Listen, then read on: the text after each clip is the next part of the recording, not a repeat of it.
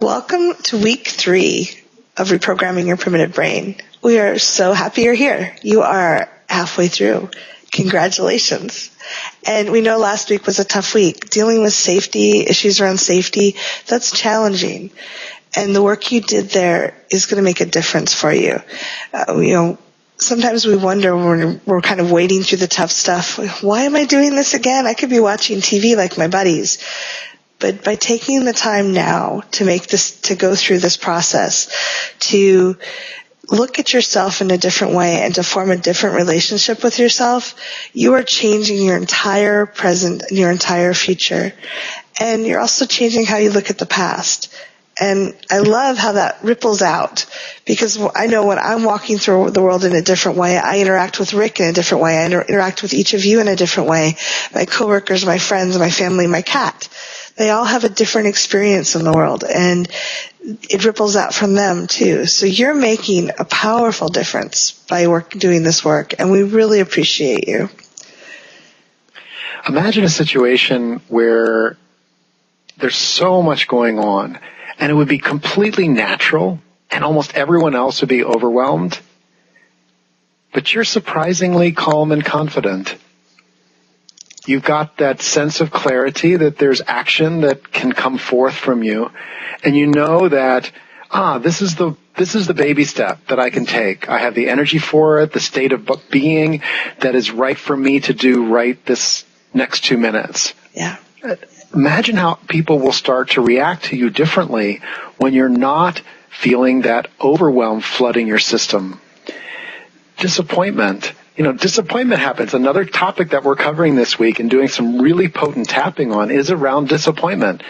There are things that our dreams carry us forward, but I've noticed that my dreams never unfold exactly the way that I expected. They might be better, but they're still not what you imagined. That's right. And there's a natural part of our primitive brain that says, this isn't what we visualized, so this has got to be bad, right? And there's a little question mark in there. Is this bad? And the signal that we get is that feeling of disappointment.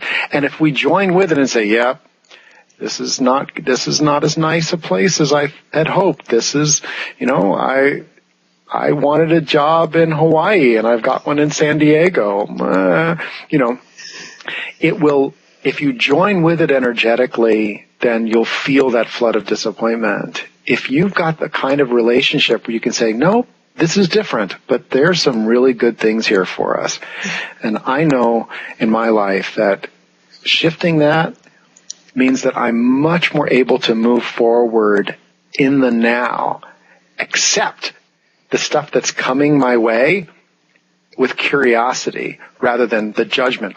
That's not exactly, and it clears away the perfectionism. And it makes you a much more fun partner, yes, whether it's a partner in love or a partner in business, doesn't it? Yes, absolutely. The problem is a lot of us learned when we were very little that we couldn't handle disappointment or loss, that any bad, negative feeling was overwhelming. Most of us were never taught how to deal with negative emotions. We were taught to either suck it up, act like a big girl, stop crying, or I'll give you something to cry about. No one said, okay, sweetie, I understand. I understand this feels bad and I'm here with you and this feeling's going to pass and we can just be with it. And why don't we tap for a minute and it will ease this. So we weren't taught those things. We were taught that to feel ashamed that we didn't have more control or to feel like there was something wrong with us. So when we have feelings of loss and disappointment, it's not like, oh, okay, I'm feeling bad for right now and I have things I can do to help myself. It's like when we get a bad cold. There's times I'm like, oh my God, I'll get dramatic when I don't feel well. I wish I'd die. But, I know that if I just have some chicken noodle soup and, get some rest and take some vitamin C, then in a couple days I'm going to feel better. I know how to take care of myself through it. It's the same with grief and loss, disappointment. Since we're not taught how to deal with it, it kind of freezes in our system. And there's a feeling like, I will be disappointed forever. I'm going to feel this loss forever. I'm broken. And I love the process we're going through, that you're learning, that you're gifting yourself that will let you process through them and have your primitive brain just not panic when you start feeling some pain. Right. Would you lead us to some tapping just around that feeling right now? Yeah. Feel your feet on the floor. Feel how the earth is supporting them. You don't have to do anything. Feel how the chair is supporting your butt. Nice deep breath. And as you tap, tune into your fingers. Karate tap. Even though I believe these bad feelings will last forever. Even though I believe these bad feelings will last forever. And the good ones fly away like birds. And the good ones fly away like birds. Maybe that was because I never learned to deal with the bad feelings. Maybe that's because I never learned to deal with the bad feelings. And I didn't learn to appreciate the good ones. And I didn't learn to really appreciate the good ones.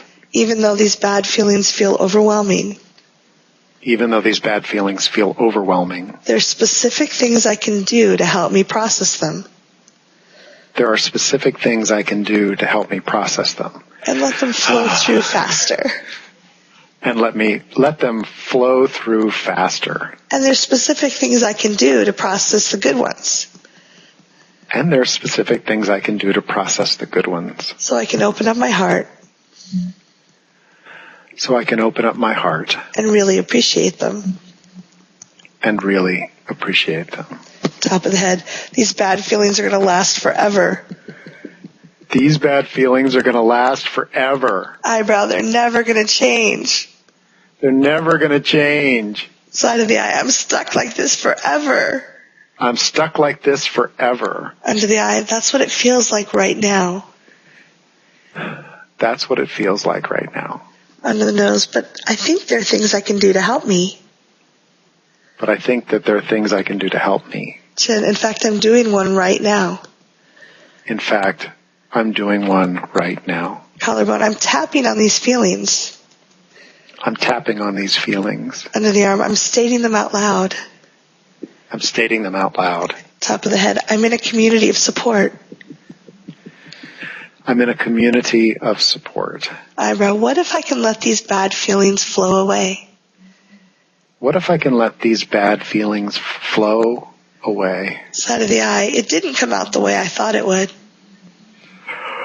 It didn't come out the way I thought it would. Under the eye, but I wonder if it's a better possibility for me. I wonder if it's a better possibility for me. Under the nose, I didn't get what I thought I would. I didn't get exactly what I thought I would. Chin, but the universe loves me. But the universe loves me. Collarbone, and I might have gotten something even better. And I might have gotten something even better. Under the arm, something that's a better fit for me. Something that's a better fit for me. Top of the head, and I'm starting to feel curious. And I'm starting to feel curious. Nice deep breath.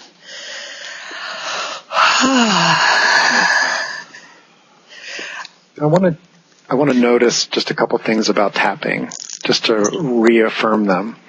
One, you can feel free to change the words. Yeah. Two, if something feels ridiculous, it's okay to make it even more ridiculous. Yes. Or if it feels intense, it's okay to make it feel more intense. Add a little bit of intensity. Tapping responds well to letting it out, being intense about it. Yeah. And two, as you're saying, and then third, if you're saying things and like the universe loves me, and a part of you is going, bullshit, bullshit, bullshit, because of this, that's perfect. Write because those down. those are the things that are your yes buts. Yeah, but what about that time? Mm-hmm. Yeah, but what about that time? Those specific things, as Kathy said, write them down, make note of them, because we're going to be talking soon about specifics like that. 3 weeks, yeah. One of the things I love most about tapping is it brings you back to the truth. So if you're tapping on something that is opposite of what is true for you, it will help you realize that it's not true. So I've done a lot of work on financial abundance, and I was listening to one of Carol Look's recordings the other day about financial stuff. And I realized as I was tapping through that She was saying, even though I'm afraid of not having enough or whatever it was, I was like, wow, that isn't true. And so saying the words didn't create the belief in me. It just helped me clarify where I was. And the analogy for me is tapping on a fear of heights won't make you want to jump off or be in unsafe places. It just takes care of the irrational fears and beliefs around something. So that I just really love, it's such a gift. It helps our body tune into what is true. One of the things that primitive brain does is it wants to help you avoid things that are negative or life-threatening. And pain, loss, hurt, those are things it wants to avoid. When we teach it that we can handle those feelings, we can handle them better, it doesn't mean we're going to go reach out for loss and disappointment, but it means we won't avoid taking some of the comfort zone risks that would really help us reach out and make a difference in the world, that would help us take steps forward. It makes it so it's safe to take the baby steps we've been talking about for your project, whatever your goal is. Because a lot of us are afraid, I can't do that because I can't handle the disappointment. If I take one baby step and it doesn't work, I'll be shattered. And when we were 3, that might have been true. We had no way to handle those things. But as a 35-year-old or 30 or 70 or whatever your age is, you now have ability to handle that disappointment in different ways. You can make it through. You can take care of yourself and you can try again. And that's really empowering for me to remember. The avoidance, to me, is like a part of us paints with a very broad brush because it wants to keep us safe. Mm-hmm. For example, if owning a business led to a health problem, like it did for me, and a lot of success followed by failure, well, your primitive brain can paint owning any business of your own leads to incurable disease, leads to the loss of lots of money, the loss of friends, the imbalance in your life. It's going to keep you away from ever owning a business again. And in a general sense, that's not a bad strategy. Yeah. But it would be a bit like the first time you went to the beach, you stepped on a shell that was sharp and you cut your foot. Yeah. I will tell you, your primitive brain will make an association. Oh, beach, shell, bad. Cut, bad. Never go there bad. again. Avoid. Yeah. I don't. And you might find yourself saying, I don't really like the beach. I don't really want to own my own business. No, I'm happy being alone and I don't need cuddles anymore at all. If as you're doing this work, you may remember that you used to be a certain way prior to something bad happening. Yeah. And that's an opportunity for you to look at, hey, am I avoiding this because it truly is not something that I want anymore or because it has such negative associations? Yeah. And as you tune to the recording on avoidance, you can write down a very specific event. I used to like this, but now I avoid it because this. Notice where you feel it in your body. Where is that feeling? And tap while you go through that, and then come back to it and say, do I still feel that same kind of have to avoid it? Yeah. One of the things I noticed is we have a belief in our society that as people get older, they get less courageous, they get more reticent, they get quieter and stiller, and their bodies degrade and I think so much of that is not about age, is about, we've learned, I went through a process before I knew tapping where my world kept shrinking. I kept finding, and I had some initial trauma. I would go out in the world. I would experience something that triggered the trauma, and I'm like, I'm never going back there. So my world kept getting smaller and smaller until I had a very set number of things that I felt safe doing. And I was stressed all the time. It took a lot of effort to avoid so many things. There was this huge list of things that I didn't want to experience. And so I did feel stressed, and I actually feel much younger now than I did 10 years ago. I feel I'm much more outgoing and engaged with the world than I was. And so, like the age belief to me, I hear people all the time, it's just what happens when you get older. And I'm like, no, it's not. It's not at all. It's what happens when you get stressed and your primitive brain is overwhelmed. So you doing this work, tapping along, being here, you're giving yourself really the fountain of youth. You're giving yourself whole new vistas. And I'm very excited about that. I'd like to do some tapping on that sense of the contraction of the world. Mm-hmm. Right? Feet on the floor, deep breath. Even though my world got smaller. Even though my world got smaller.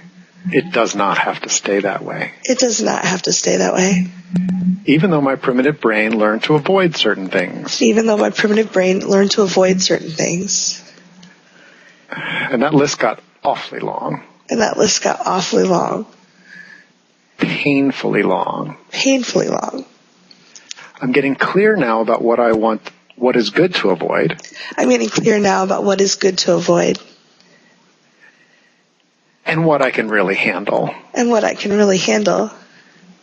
Especially if I approach it differently. Especially if I approach it differently. Top of the head. I don't want my world to be small. I don't want my world to be small. Eyebrow. I refuse to contract anymore. I refuse to contract anymore. Side of the eye. I'm done with contracting. I'm done with contracting. Under the eye. There are things I can do to be safe. There are things I can do to be safe. Under the nose. And supported. And supported. Chin. And resilient. And resilient. Collarbone. And take care of myself. And take care of myself. Under the arm. I'm getting very clear on that now. I'm getting very clear on that now. Top of it. And I invite my primitive brain into a very different kind of dialogue. And I invite my primitive brain to a very different kind of dialogue.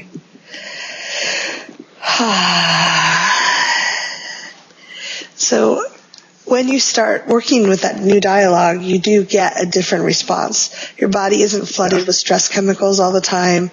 I have more energy than I've ever had, and we hear this from a lot of people, that they have the ability to go out and do more. So this work is so worth it. When you get through the feelings, the recordings on loss, disappointment, avoidance, we have something on learning what is a yes for you, because it's really important. Mm-hmm. A lot of us made decisions based on what will get me the least amount of pain or have people judge me the least. And so when you start releasing that need to avoid everything, it's like, now what do I do? So it's really important to be able to tune into your higher self, into what's really a yes for you. And we give you some really practical applications and ways to try that out. And I think that'll make a really big difference for you too. And then we have another recording on reprogramming from the outside in, which I like to throw in. We're doing so much work on the inside and clearing stuff out with tapping and meditation and new concepts, but doing things from the outside that will help your primitive brain really anchor the stuff. It's one of the things that I think makes this program very different from anything else I've seen. And you'll have a lot more fun doing it. You'll get that sense of moving forward. You know, one of your fellow participants wrote that she felt stuck, and this is the advice back to her, is to look at these things, and this is where we're going to be talking about it, is how to break something down so that you have that sense of momentum, but in a way that's collaborative with every part of you, rather than running forward and leaving a part of you behind. And then boomeranging back.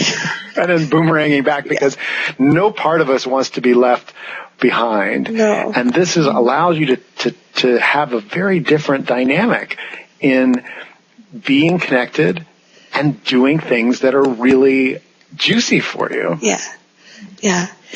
And the last recording this week is on who will I be? Because you are making some really profound changes. You are digging deep into yourself. And when we've had certain patterns in place forever, for as long as we can remember, it can feel disconcerting to suddenly discover they're not there. Or they're shifting. And so realizing there's nothing wrong and that you get to figure out who you are and where you are, that can soothe that process. And realize when you're making a lot of fast changes, it's okay to be gentle with yourself as well. Some people have reported that they're making great progress and everything's falling into place. And other people are like, wow, there's a lot coming up. Honor where you are. Honor your pace and what you need. If you need to take a couple days off, wonderful. Just keep coming back. It's about showing up and taking care of yourself through this process. Thank you so much, Kathy. Thank you all. Great job. We're really proud of you, and we're so delighted to have you with us on this journey. Keep it up, and we'll see you on the other side.